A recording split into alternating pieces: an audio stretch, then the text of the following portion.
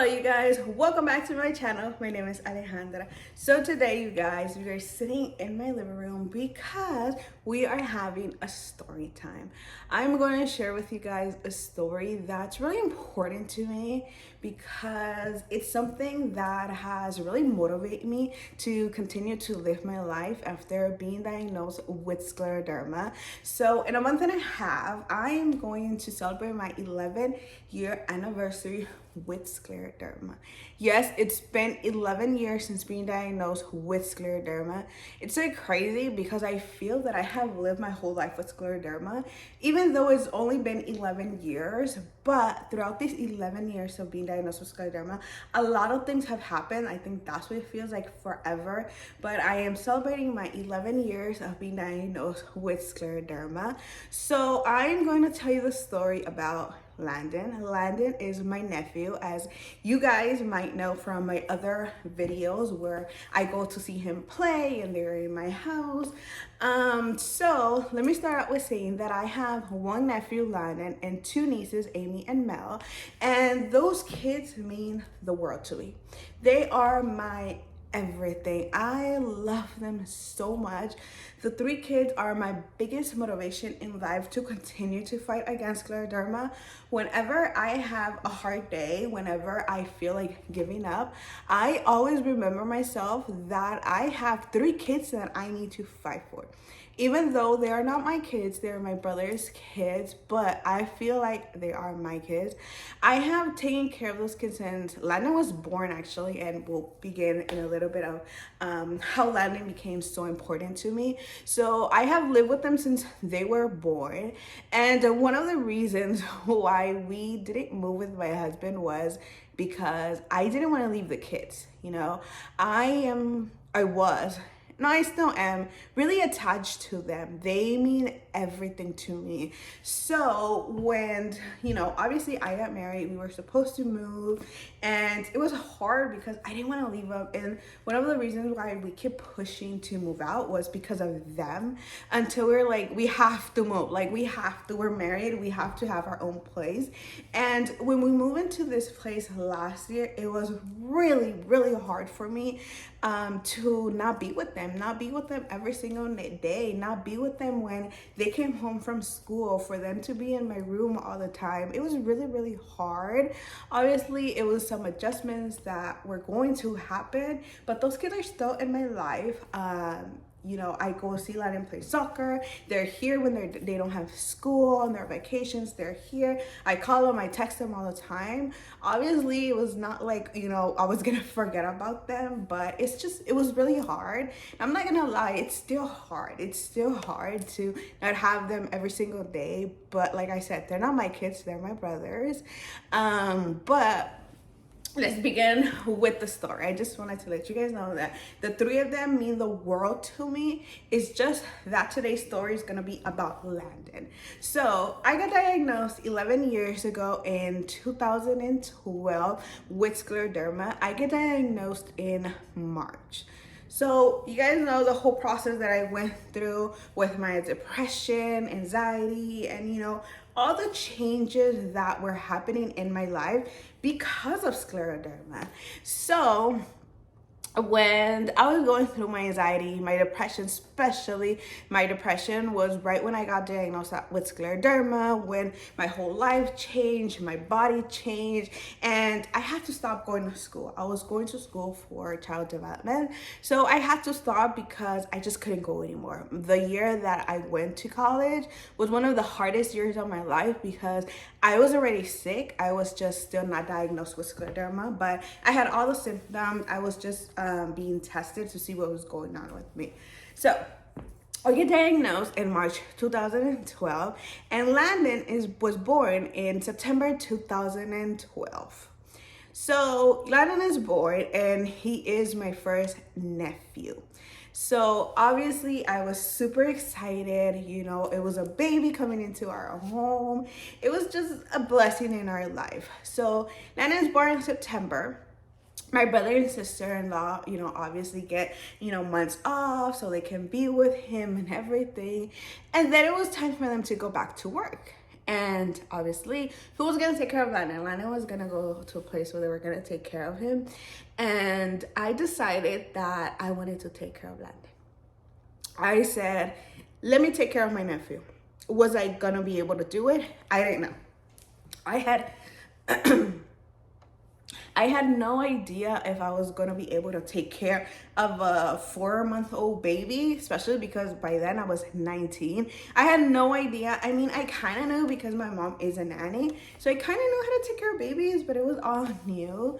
And I talked to my brother and sister-in-law and I told them, let me help you out, let me take care of Landon. And I think that first they were like, she's crazy, because I was really sick. I'm still sick, but back then I was really sick. I was just diagnosed, wasn't able to use my hands, wasn't able to do a lot of things, but I wanted to take care of Landon. I didn't want Landon to leave early in the morning and come late home because, you know, my brother and my sister-in-law work. So I was like, no, let me try to take care of Landon. And I did. I started taking care of Landon, and I remember that there was days that I didn't want to get out of bed. I didn't want to get up, and I will hear him, you know, wake up, and it was like, I have to get up because I have to take care of someone else. I was not just taking care of myself. I was taking care of a baby. So he became my biggest motivation of waking up every single morning because I had a responsibility now. This was my nephew. He was a baby. Like, so I will get up every single day because of him. Because obviously he had to eat, he had to, you know, change his diaper and everything. So he became my biggest motivation of getting up. Also, I have always had a lot of problems eating. Always, especially when I was in my depression mode. I wouldn't eat, even though I was gaining weight like crazy because of the medication, but I wouldn't eat. And another reason why I will eat was because I was teaching him how to eat. And as babies, they want to see you do it and then they will copy what you do. So I was like, I have to do it so he can see that I'm eating, and you know, things like that. We watched a lot of sports. I remember that I'm a big soccer fan. Like, I love soccer. Soccer is my passion. I have said it so many times in my videos. So I would watch soccer and I would put him to watch soccer. Even though he was a baby and I don't think he understood, but I would put him to watch soccer. And when he started, you know, walking, I will play with him the little that I could because I was sick. So Landon, you know, started growing up and I was able to take care of him more. And I remember that Landon was a baby and I would go to doctor's appointments and I would take him with me, and he would be at my doctor's appointment for hours because back then, when I had a rheumatologist, which was a really bad rheumatologist, I would be in there for hours because it was always full, and you know, it was horrible, but he was always be there to all my doctor's appointments. And it was funny because he already knew all my doctors and he was learning how to talk, and he would be like, nice to meet you, doctor. Like, so cute. There was one day that I forgot his bottle. I forgot to take him a bottle and we were at the doctor for hours. So my mom had to go buy one for emergency and things like that. But Landon has always been there. Like, Landon always knew that his auntie, because that's what he called me, auntie, that his auntie was sick, but I don't think he knows what exactly it is. But he knows his auntie is sick because he has seen it since he was born, that auntie is sick. Auntie has to go to the doctors. Auntie has to take medications. Auntie had injections. Auntie didn't feel good. Auntie couldn't hold stuff. So he always knew I was sick. I don't think he really knows or understands even till now that what I have. He knows obviously it's scleroderma, but I don't think he knows exactly what I have, like what has happened because of scleroderma. So he started growing up, and like I said, he became my biggest motivation to do a lot of things, you know, get up, eat, continue to fight. I always said I want to see Landon grow up and be whatever he wants to become. And then when Landon started playing soccer, I was so happy, really happy, because like I said, soccer is my passion. My brother played soccer his whole life, so to see my nephew play soccer is just amazing. I love it. I think that's why in all my vlogs, I usually, at a park looking at watching Landon play soccer. And this is actually a sweater that I bought for one of his tournaments that they won. So this is a sweater, and in the back it says Landon.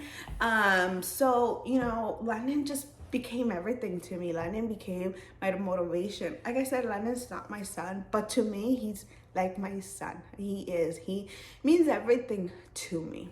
So then Landon started growing up, and Landon had to go to school.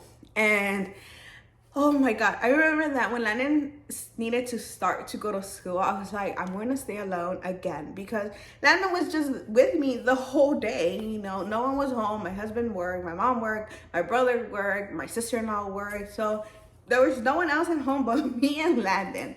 And me and Landon did everything together. Like, we did everything together. But now he had to go to school. And he was gonna go to pre-K. And obviously here pre-K is from like 8 to 12, but still that was a lot of hours that I wasn't gonna spend with Landon. So you guys wanna know what I did? So I was able to be close to Landon. I started volunteering at Landon's preschool. Yeah, I started volunteering at Landon's preschool. I know it's crazy, but you guys need to understand that throughout me being diagnosed with scleroderma, Landon was my motivation. Landon was one of my biggest motivations. And I felt that if he left for school, I wasn't going to continue to fight for getting better, or continue to get up, or continue to eat, or even he knew what I had to take my medication and he would help me. So I was like, no, I need to be close to Landon, even though it was like 4 hours. I think about it and I was like, it's crazy. But I just really want to be close to Landon. I didn't really volunteer a long time because my sister-in-law became pregnant again, and that's when Amy came. And it's so funny how things, I don't know if they planned it. I don't know, my brother and my sister-in-law planned it, but it was crazy how things happened, because when Landon was about to start going full-time to school, like from 8 to 2, Amy was born. So now guess who was taking care of Amy? I was taking care of Amy.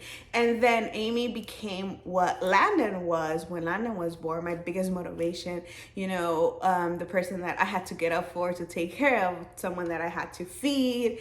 So everything just worked out. Like, everything worked out. But yeah, those kids mean everything to me. And I wanted to do this video explaining about why Landon is my biggest motivation. And I say he still is, because to this day, I am really close to Landon. Like, really, really close. I go to see all his games when I can. I remember once, which really hurts me and I would never forget, and I can't forgive myself, even though I don't think Landon feels that way, but it's just me. I can't forgive myself about it. Is that I was sick one day. I was really, really sick. I think I had just gotten injections, and Landon was gonna play. If I'm not mistaken, either at the Coliseum or, I think it was at the Coliseum, which if you live in LA is a big stadium. Is where they play, USC play football, where you have the big soccer games. And Landon was gonna play at the Coliseum with his team. Obviously it was gonna be like a small game, but to me that was important. To me it was like, oh my God, Landon is going to play at a big stadium. I want to go support him. I want to be there for him. I've been to all his games, and not being able to go, I was like, I have to go. And I remember that day I begged my mom and my husband to let me go, but it was impossible for me to go, because I was really sick. I was in bed, not being able to get up. And I remember telling them, I can't go in my wheelchair, you guys could take me in my wheelchair. And they're like, no, you can't, like, you just can't go. And it really traumatized me. You have no idea how it traumatized me, because like I said, I was in Landon's life. I am in Landon's life. I've been to all his games if I can.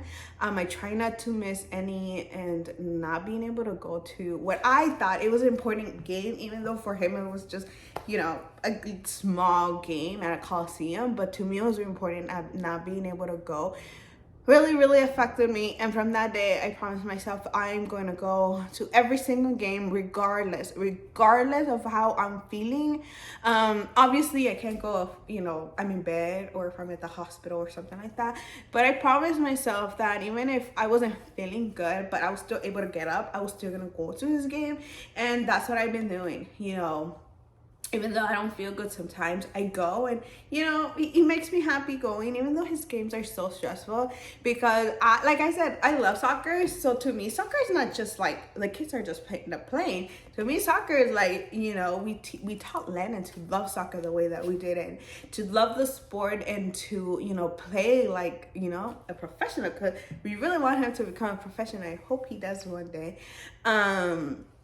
But yeah, so I have a lot of stories for Landon, a lot of stories that I can tell you guys. Also, when he was small and I would get injections, he was the one that will put my ice. He was the one reminding me that I have to, you know, put my cream. He was the one that will remind me, Annie, you have to take your medication and things like that. Then I remember 2 years ago when I had my hand surgery, there was no one to stay with me the first day. There was no one to stay with me after my surgery. My husband had to work, my mom had to work, and Landon stayed with me. Landon was my nurse when I had my first surgery. And there's a picture of Landon laying down in the bed next to me, taking care of me. Like I said, Landon's everything. Landon's my everything. To this day, Landon is. I am really close to him. I call him every single day. I text him every single day. We talk about sports a lot because that's something that we both love. Landon loves sports so much. You know, we talk about soccer, and something that really made me happy last year was when Argentina won the World Cup, because 8 years ago we saw Argentina lose. But I don't think Landon remembers. 8 years ago, he was really small. He was 2 years old. But he doesn't remember Argentina losing a World Cup. Obviously, as adults and someone is a big fan of Argentina, it hurt a lot to see them lose. So now that they were in the World Cup final, I didn't want them to lose, because one, I wanted them to win, obviously, but I didn't want Landon to see them lose. I didn't want them.